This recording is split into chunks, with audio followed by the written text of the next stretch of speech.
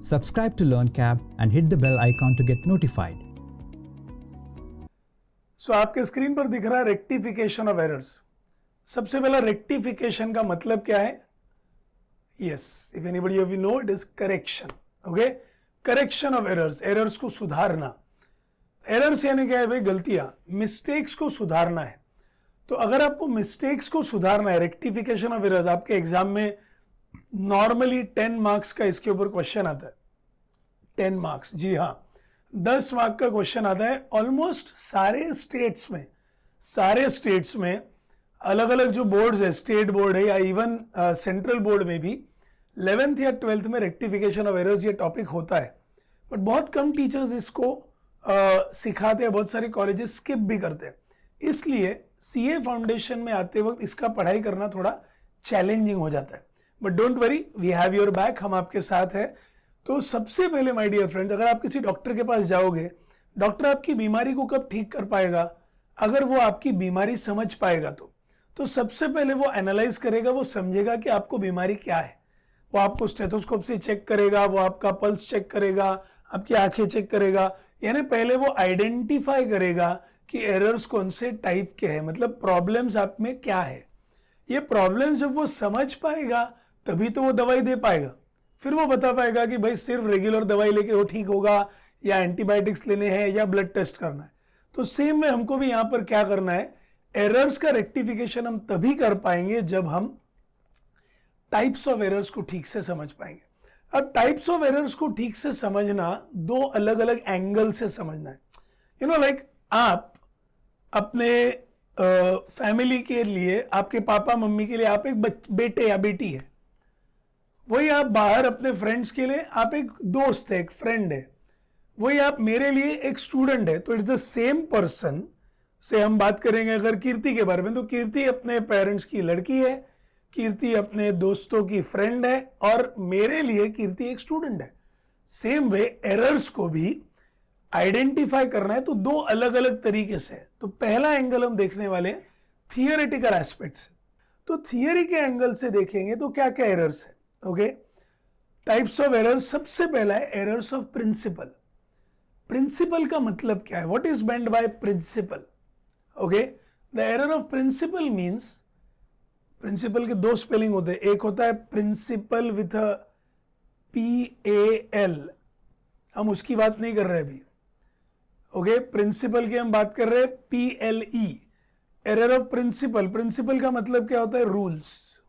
Okay, और if I am not writing it in the right place, मैं आपको फिर से बता दूं इधर, प्रिंसिपल का मतलब क्या है? रूल्स। तो अगर आपने अकाउंटेंसी के नियमों का उल्लंघन किया, अगर आपने अकाउंटेंसी के प्रिंसिपल्स को, रूल्स को नजरअंदाज किया, ब्रेक किया, और उसकी वजह से मिस्टेक हो गई, एरर हो गया, तो उसे कहते हैं एरर ऑफ प्रिंसिपल। एक सिंपल एग्जांपल, कोई भी चीज समझना है तो एग्जांपल के साथ समझना चाहिए। Paid for purchase of machinery, transaction अगर आप नोट डाउन करना चाहते हैं तो परचेज्ड मशीनरी शॉर्ट में। अगर आपने एंट्री की परचेज टू कैश, ओके, आपने क्या खरीदा है? मशीनरी। लेकिन अगर आपने एंट्री किया purchases account debited to cash, तो ये हुआ एरर ऑफ प्रिंसिपल। क्यों? आपने परचेज क्या किया? मशीनरी, कैपिटल एक्सपेंडिचर है, तो एंट्री होनी चाहिए थी machinery account debited to cash account. अगर आपने मशीनरी के बदले परचेजेस अकाउंट डेबिट किया तो आपके द्वारा हो चुका है एरर ऑफ प्रिंसिपल। आप गुनहगार हैं, आपने नियमों का उल्लंघन किया है। आई hope you understand what I am saying.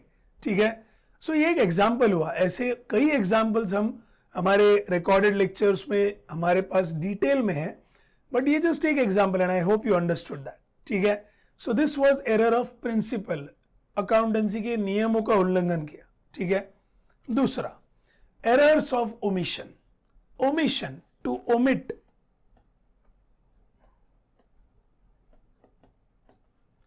To omit means to drop something, कुछ ना लिखना। अभी जैसे मैंने अगर आपको मेरे बर्थडे पार्टी पे नहीं बुलाया तो I omitted you from my guest list, मैंने मेरे गेस्ट के लिस्ट में से आपको ओमिट कर दिया, मतलब छोड़ दिया, भूल गया, सुटलं, राहिलं, रह गया.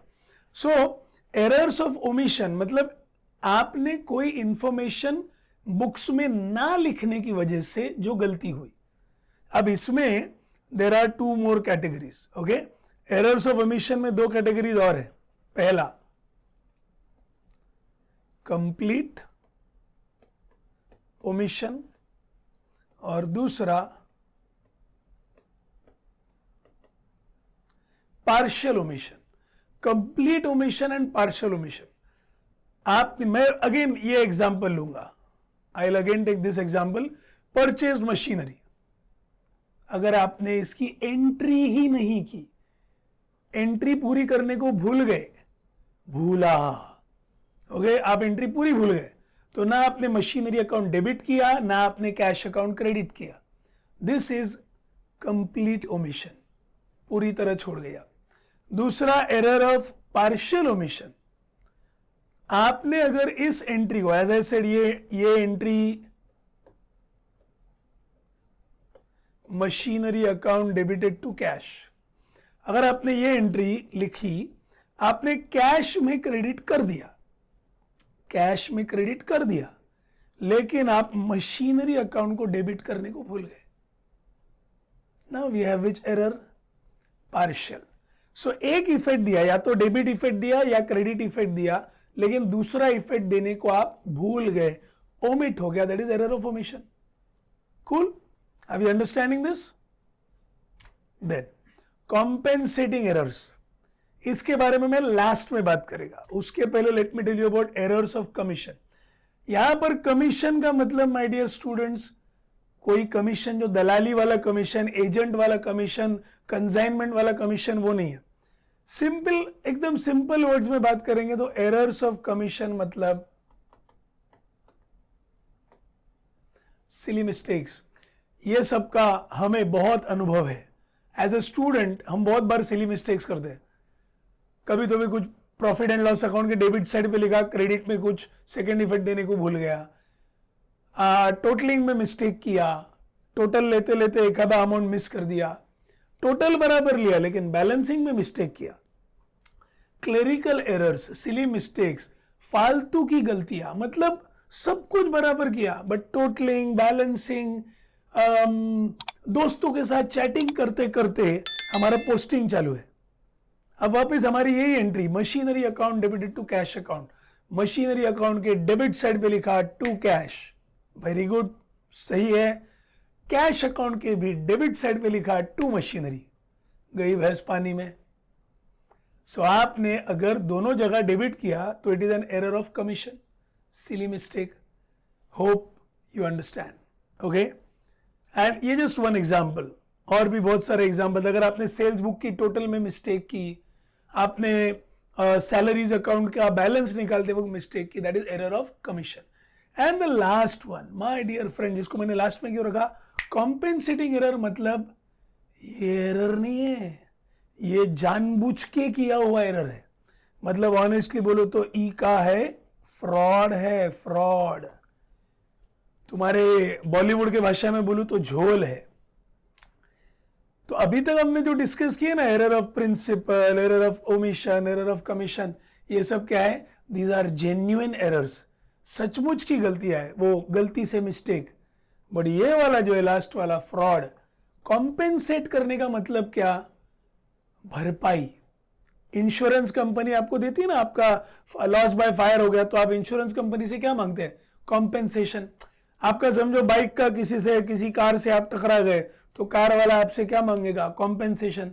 तो वैसे ही आपने या तो एरर ऑफ प्रिंसिपल किया, या एरर ऑफ ओमिशन किया, या एरर ऑफ कमीशन किया, पर उस गलती को प्रॉपर तरीके से सुधारने के बजाय आपने उसके ऊपर पर्दा डालने की कोशिश की.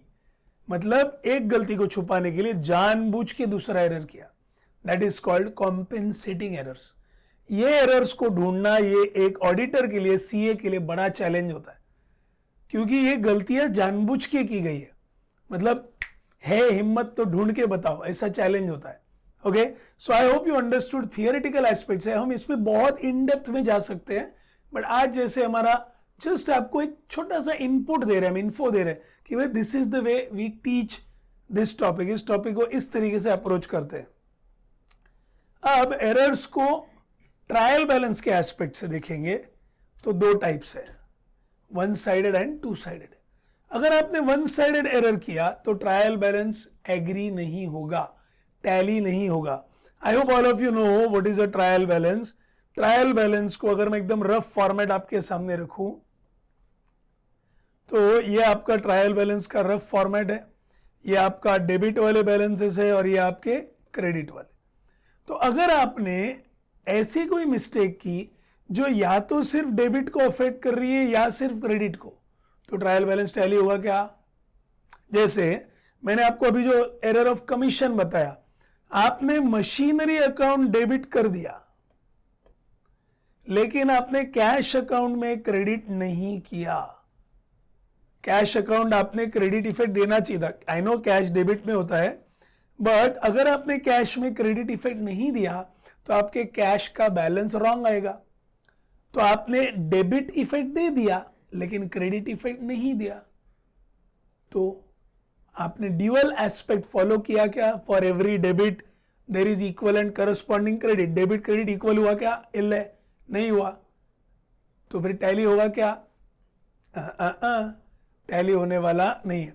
तो वन साइडेड एरर्स ये वो एरर है जो या तो डेबिट में हुए या क्रेडिट में। या मान लीजिए आपका जो एंट्री है machinery account debited to cash account, let us say amount है 10,000। आपने कैश में 10,000 लिखा बराबर, लेकिन मशीनरी अकाउंट के डेबिट में आपने गलती से मिस्टेक किया, 1000 लिख दिया, 1000। This is one sided error. आपका एरर कितने रुपए का हुआ है? You have error of 9,000 rupees, 9,000 रुपए का एरर हुआ है। टैली होने वाला नहीं है क्योंकि आपने डेबिट और क्रेडिट में इम्बैलेंस कर दिया। Alright, and two sided errors, ये वो एरर्स है जिनके होते हुए भी ट्रायल बैलेंस बोलेगा हम तो टैली होगा भैया। मतलब वो जो मैंने कंप्लीट ओमिशन बोला था, complete omission, machinery account debit भी नहीं हुआ, कैश अकाउंट क्रेडिट भी नहीं हुआ, ट्रायल बैलेंस को कुछ भी पता चलने वाला नहीं है। वो ट्रायल बैलेंस ये माँ माता जी बोलेंगे तो भी टैली होने वाला है। आप बोलेंगे अरे गलती हुई है, मिस्टेक हुई है, टैली कैसे क्या हो गया? क्यों नहीं होगा भाई? आपने ना डेबिट इफेक्ट दिया ना क्रेडिट इफेक्ट दिया। For zero debit there is zero credit, तो टैली तो होगा। एंड अगर आपने machinery account debited to cash, entry कितने की होनी चाहिए थी? 10,000, लेकिन आपने अगर दोनों जगह पर 1,000 लिख दिया तो भी टैली होके रहेगा, क्योंकि आपने 1,000 रुपया यहां भी रॉन्ग किया है, वहां भी रॉन्ग किया है, गड़बड़ दोनों तरफ हुई है। Hope you understand. Okay, that brings me to the end of my first part. Subscribe to LearnCap and hit the bell icon to get notified.